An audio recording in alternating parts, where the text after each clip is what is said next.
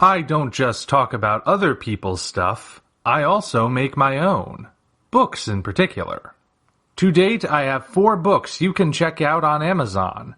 Operation Red Dragon: The Daikaiju Wars Part 1, Occult Mafia, Emerald of Maddox City, and the short story collection Assorted Absurdities, Tales of Kaiju Punk and Other Genres. Hop on down to the description for Amazon links to all 4 books. Enjoy whichever ones you read, and enjoy the video. Hello ladies and gentlemen, I am the Omni viewer, and whenever I've criticized Polygon's Godzilla anime trilogy, I have seen multiple attempts made to try and discredit what I say. One of the more common attempts is to say that people like me who don't like the trilogy are just simpletons who want mindless non-stop action and can't handle a slower, more cerebral film. You know how I can prove that argument is total rubbish? Because I hate the anime trilogy, but I love movies like 2001: A Space Odyssey, Treasure of the Sierra Madre, and the subject of today's review, Matango. A yacht sailing the Pacific with several high society types aboard is damaged in a storm. After days adrift at sea, it finally comes within sight of an uncharted desert isle. As the 7 stranded castaways search for food and water, they discover a shipwreck on the other side of the island.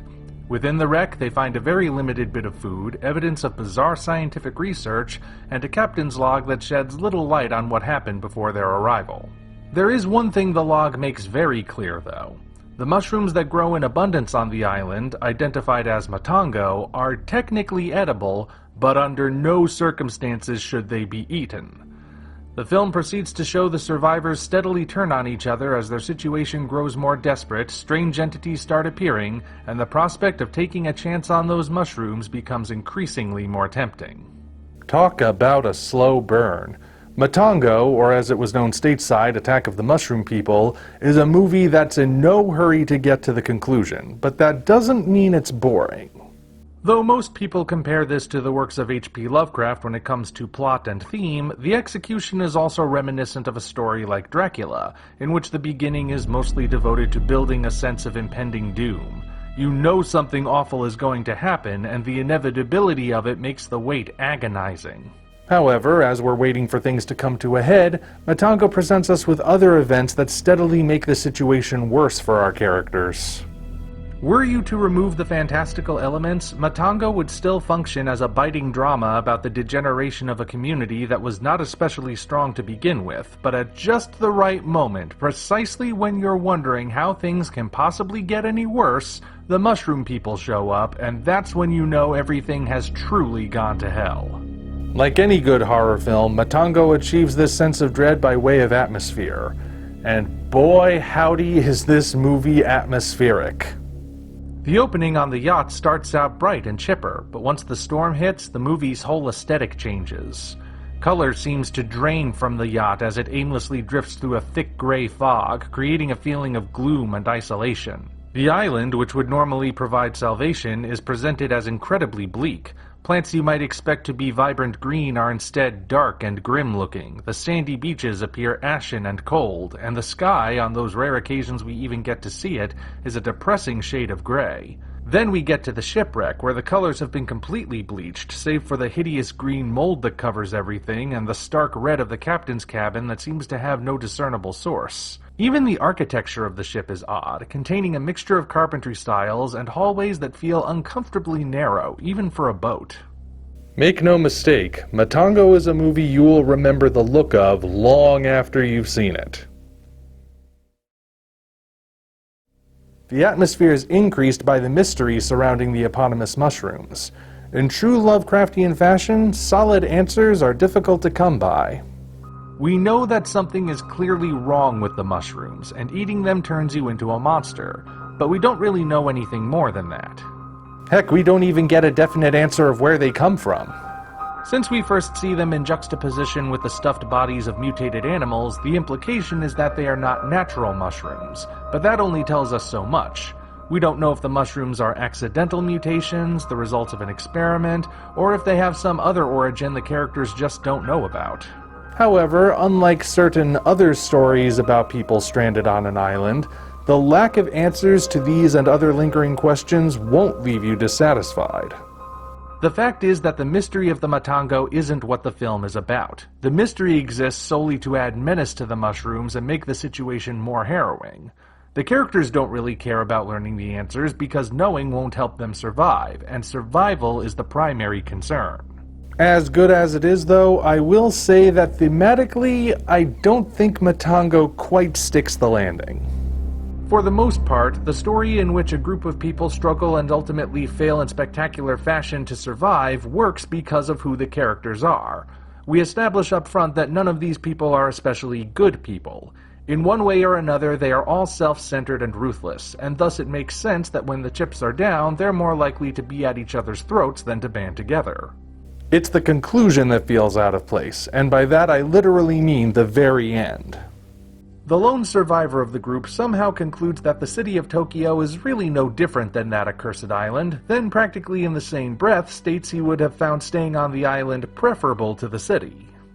Okay, first of all, it feels like he's contradicting himself by saying that, and second, not much is done to really draw any parallels between these two locations.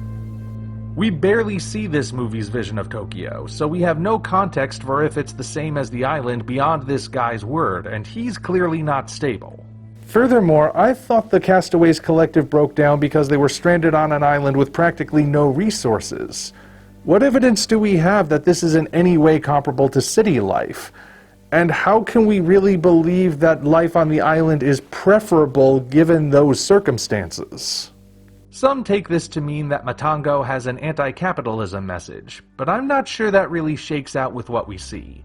The film presents us with a bleak view of the human condition, certainly, but anti-capitalism? That I'm not so sure about.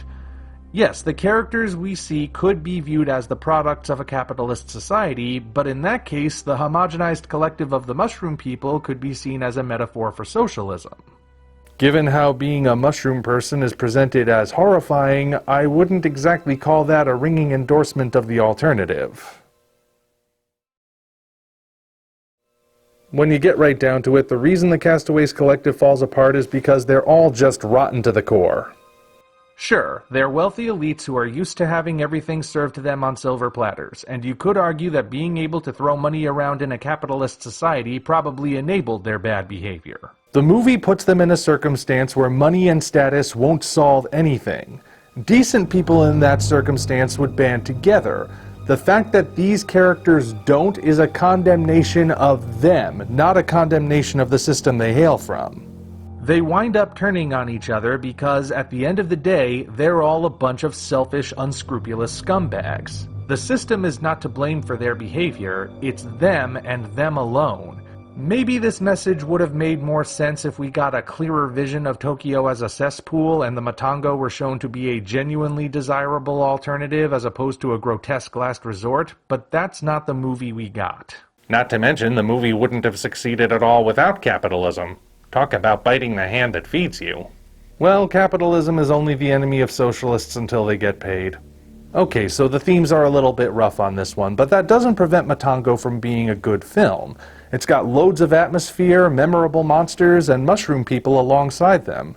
Even if the themes don't quite work, I'd say it's still worth a look. Until such time as we meet again, this is the Omni Viewer signing off.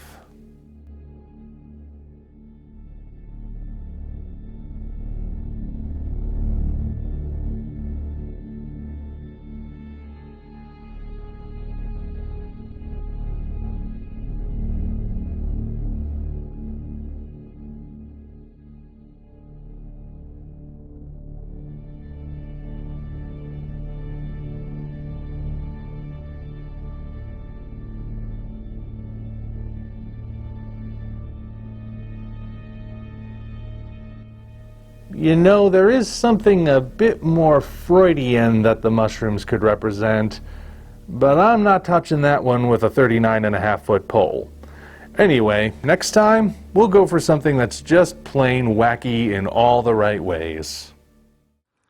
Congratulations, you reached the end. If you enjoyed this video, you might want to consider supporting us on Patreon. Of course, the other way to support us is to go to Amazon and check out our books, Operation Red Dragon, The Daikaiju Wars Part 1, The Occult Mafia, Emerald of Maddox City, and Assorted Absurdities, Tales of Kaiju Punk and Other Genres. Also check the description for links to DeviantArt and other platforms we operate. Thank you all for watching. We'll see you next time.